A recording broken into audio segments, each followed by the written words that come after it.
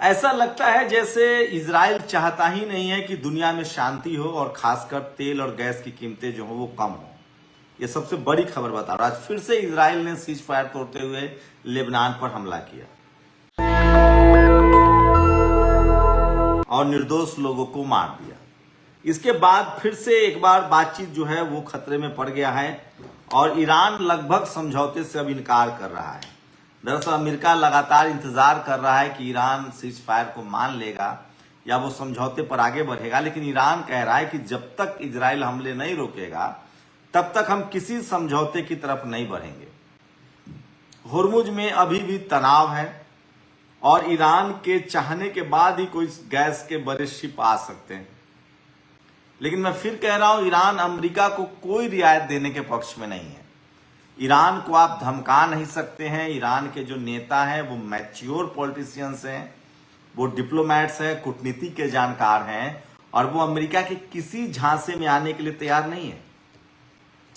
Donald Trump की लगातार जो धमकियां हैं वो बेकार साबित हो रही है। डोनाल्ड ट्रंप कभी कह रहे हैं आपको बर्बाद कर देंगे, खत्म कर देंगे। सवाल है कि जब डोनाल्ड ट्रंप के पास कुछ बचा होता तो 42 दिन क्या वो झुंझुना बजा रहे थे? सवाल यह है कि अमेरिका के इस युद्ध की वजह से पूरी दुनिया की मुश्किलें बढ़ रही हैं। पूरी दुनिया में गैस और तेल की किल्लत हो रही है, अर्थव्यवस्था चौपट हो रही है, बेरोजगारी बढ़ रही है और जो मिडिल क्लास लोग हैं वो मुश्किल में आ रहे हैं। सोचिए, अब तो धीरे धीरे यूरोप में भी जो पूंजीवादी व्यवस्था था उसके लोग विरोध में है। इंग्लैंड में एक चुनाव में जो साम्यवादी व्यवस्था है, जो कैपिटलिज्म के खिलाफ व्यवस्था है, जो समाज जिसको हम लोग सोशल जस्टिस या समाजवाद कहते हैं, सोशलिज्म, उसकी जीत हो रही है। अमेरिका में सिर्फ 3500 लोगों के पास वहां की 90% संपत्ति है। एक बड़ी खबर मैं बता रहा हूं, भारत में कोई बोलने की हिमाकत नहीं करेगा, लेकिन अमेरिका में इस पर अब बातचीत होने लगी है। मैं आपको बताता हूं, तो पूरी दुनिया जो कैपिटलिज्म की तरफ भाग रही है वो उनको समझने के लिए है। तो सोचिए, अमेरिका भी अब धीरे धीरे कैपिटलिज्म का शिकार हो रहा है और पूरी दुनिया में इसको लेकर बातचीत हो रही है। तो डोनाल्ड ट्रंप अब ज्यादा दिन तक तो कैपिटलिज्म नहीं चला पाएंगे और पूरी दुनिया में जो है कैपिटलिज्म की बड़ी हार हो रही है। मैं आपको आंकड़ा दे रहा हूं किस तरह से, जैसे भारत में जो मुट्ठी भर लोग हैं जिनके हाथ में सारा संसाधन है, आप सोचिए भारत की 90% आबादी के पास सिर्फ 10% संसाधन है और 10% आबादी के पास 90% संसाधन है। ऐसे ही हालत अमेरिका में है। मैं आपको दिखा रहा हूं, उस पर वहां बातचीत हो रही है, लेकिन अब भारत में आप बातचीत भी नहीं कर सकते हैं। तो ये तमाम जो खबरें हैं मैं आपको कोशिश करता हूं कि आपको बताऊं। ये देखिए, भारत में जो दुनिया की सबसे बड़ी गरीब आबादी वाला देश है, वहां के नेताओं से ऐसा सुनना दुर्लभ है। लेकिन अमेरिका की एक राजनेता एलेक्जेंड्रिया ओस्किया कोर्टेज ने एक सवाल यह वायरल पॉडकास्ट में कहा, न्यूयॉर्क से अमेरिकी संसद के लिए चुनी गई सदस्य हैं। मेरी टिप्पणियों से बहुत सारे अरबपति नाराज हैं। एक आम मजदूर के लिए कमाने का मतलब कुछ और होता है, हाथों पर छाले, जोड़ों में दर्द। मुझे लगता है अमेरिकी अर्थव्यवस्था और लोकतंत्र में अब नंगा राजा वाला समय आ गया है। आज सुबह वर्जीनिया के रीडिस्ट्रिक्टिंग नक्शों को जजों ने रद्द कर दिया, जिन्हें अरबपतियों ने एक समूह ने फंड किया है। अमेरिका में असमानता अब चरम पर है। हमें खुद से पूछना चाहिए कि क्या हम ऐसे समाज में रहना चाहते हैं जहां 3400 लोगों को 30 करोड़ से ज्यादा लोगों के ऊपर रखा जाए। कहने का मतलब अमेरिका में जो प्रिविलेज कॉर्पोरेट है वो 3400 लोग हैं और उनके लिए सब कुछ सुविधा उपलब्ध है। भारत में आपको नहीं लगता सिर्फ 10,000 लोग हैं जो पूरा प्रिविलेज लिए हुए हैं, और उसमें भी 10,000 में एक भी दलित, पिछड़ा, किसान, आदिवासी, अल्पसंख्यक शामिल नहीं है। तो सोचिए, कैपिटलिज्म अमेरिका से चला और अब तो अमेरिका का कैपिटलिज्म ध्वस्त होने वाला है, क्योंकि डोनाल्ड ट्रंप ने अमेरिका को डुबा दिया और ये क्रेडिट तो ईरान को देना पड़ेगा। लगभग 116 अमेरिकी ठिकाने जो हैं वो ध्वस्त हुए हैं, 116, और ये ईरान ने अकेले कर दिया है। अब डोनाल्ड ट्रंप के पास धमकी देने के अलावा कुछ नहीं है और इजराइल की अपनी मजबूरी है। बेंजामिन नेतन्याहू जिस दिन युद्ध से हटा, जिस दिन उसने कहा कि युद्ध खत्म, उस दिन वहां जो है इमरजेंसी खत्म हो जाएगी और उसे जेल जाना होगा। डोनाल्ड ट्रंप को भी पता है कि उसे देर सवेर एप्स्टीन फाइल में जेल जाना होगा, इसलिए इस दोनों ने मिलकर पूरी दुनिया को युद्ध में फंसा रखा है और ईरान कह रहा है कि जब तक हर्जाना नहीं तब तक होर्मुज से आना जाना नहीं। वही सोचिए, ईरान को दुनिया की आर्थिक स्थिति के बारे में कल्पना है। ईरान कह रहा है कि हम दुनिया भर के देशों का जहाज दाने देना चाहते हैं, बस अमेरिका और इजराइल का नहीं जाने देंगे। लेकिन अमेरिका कह रहा है कि नहीं, जब हमारा नहीं जाएगा तो किसी का नहीं जाएगा। जो जैसी होर्मुज से दूसरे देशों के जहाज निकलते हैं, अमेरिका उसको बैरिकेड कर देता है कि नहीं, तुमको भी नहीं जाने देंगे। तो ये हालत हो गई और यही सच्चाई है। और सोचिए कि ये जो मुश्किल है दुनिया भर में तेल और गैस की, इसके लिए अमेरिका जिम्मेदार है, क्योंकि पहले होर्मुज खुला हुआ था, बाद में अमेरिका ने हमला किया। अब कोई भी देश अपनी रक्षा करेगा। दरअसल अमेरिका कोई लोकतंत्र का पैरोकार नहीं है, इसलिए इटली के एक पत्रकार ने कहा था कि अमेरिका उन्हीं देशों पर हमला करता है जहां तेल, गैस या सोने का भंडार हो। जैसे वेनेजुएला के राष्ट्रपति को उठा लाया।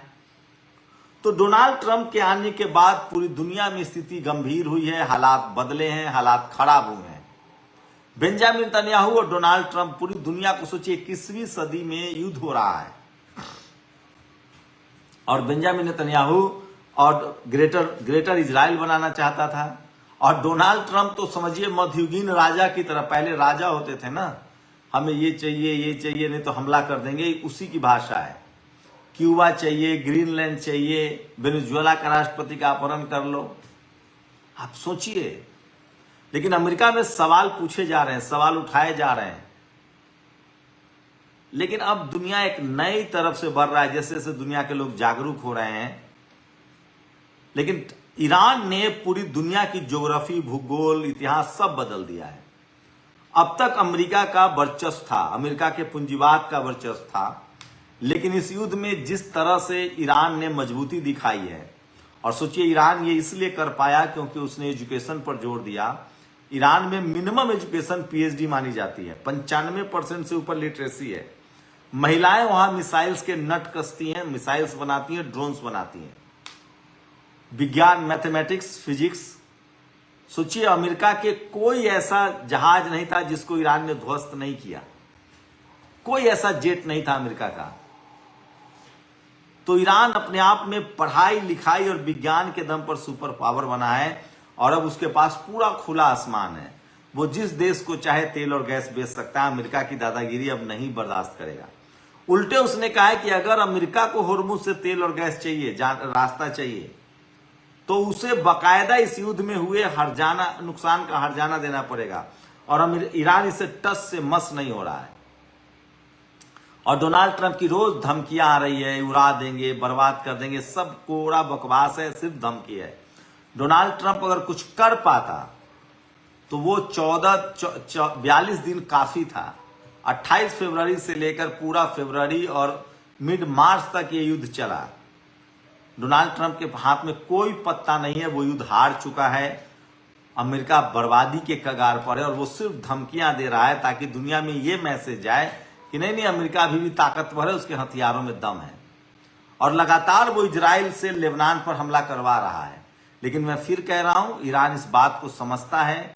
और हमास, हूती और हिजबुल्लाह, ये तीनों जो लड़ाके हैं, एक लड़ाका इजराइल का है, लेबनान का है हिजबुल्लाह, फिलिस्तीन का है हमास, और यमन का है हूती।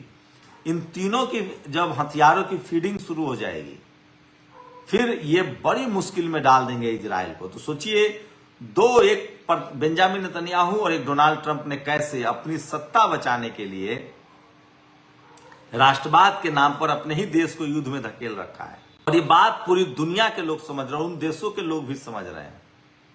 21वीं सदी का ये युद्ध है, ये वॉर है, और ये समझिए कि इकोनॉमिकल वॉर है। लेकिन सोचिए अगर ईरान कमजोर होता तो अमेरिका उस पर कब्जा कर लेता।